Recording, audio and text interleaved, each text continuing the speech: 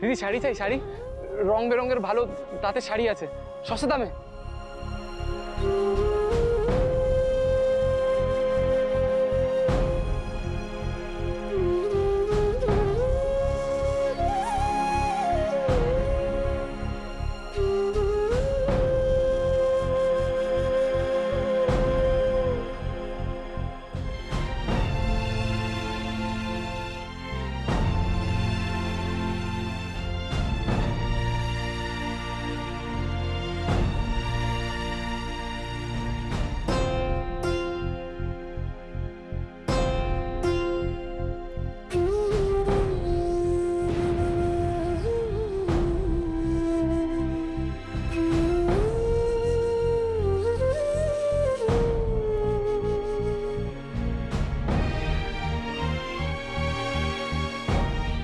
রাধা, রাধা রানী, রাধা।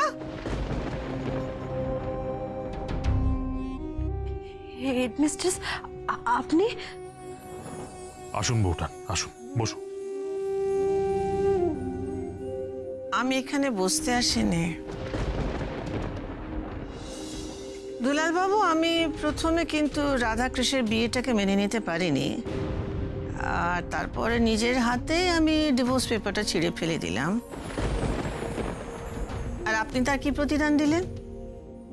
আমার ছেলেকে ফেরিওয়ালা বানিয়ে দিলেন। হ্যাঁ বউঠান দেখুন। হ্যাঁ দেখে এলাম তো, আপনাদের বাড়িতে আসার আগে তো সব নিজের চোখে দেখলাম। আমার ছেলে আমেরিকা থেকে ফ্যাশন ডিজাইনিং পাস করে, MBA পাস করে কাটোয়া গ্রামে গ্রামে শাড়ি ফেরি করে বেড়াচ্ছে।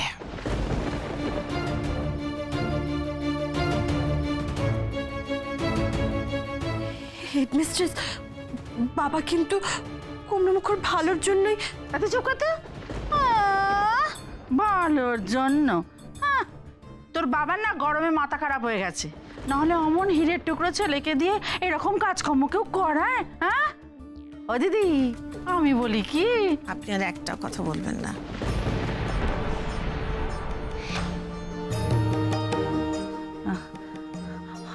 ও দিদি, বললাম না আপনি আর একটা কথা বলবেন না।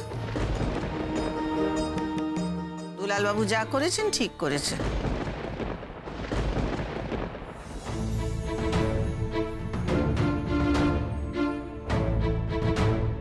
আমরা মা বাবারা যে শিক্ষাটা কৃষকে দিতে পারিনি, আমাদের দেয়া উচিত ছিল, আপনি সে শিক্ষাটা দিয়েছেন কৃষকে। স্বাবলম্বী হওয়ার শিক্ষা, নিজের শক্তিতে বলিয়ান হওয়ার শিক্ষা। জানেন তো, আমি সারা জীবন চেয়েছিলাম যে আমার কৃষ ওর ড্যাডের মতো হোক। আজ আমি কৃষের মধ্যে শুভকে স্পষ্ট দেখতে পাচ্ছি।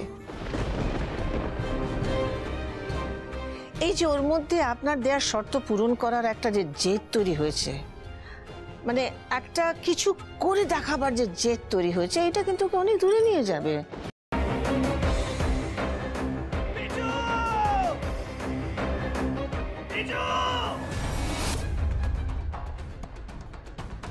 কি করে করতে পারলে তুই? ও তোর বৌদি হয়, তুই আমার ভাই হোস।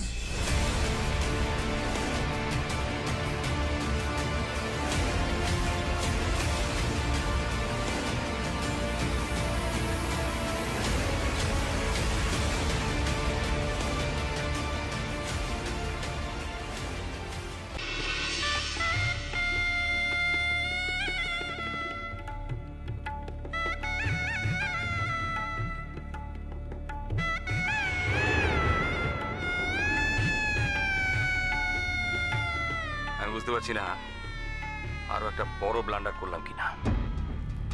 কি বড় মামু? আমি ওদের 20 লাখ টাকা দিয়ে দিয়েছি। সে কি কথা?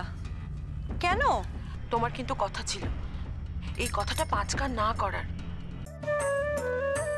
যাই বাবা, তাড়াতাড়ি বজরংবলীর পূজাটা দিয়েছি। আমি লাড্ডু না দিলে তো বজরংবলীর ব্রেকফাস্টই খাওয়া হবে না। আরে বাবা, এবার তো কোল থেকে নামাও।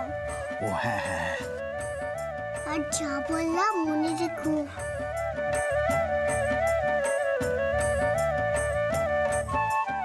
ইয়া ইয়া সাবধানে সাবধানে দেখে।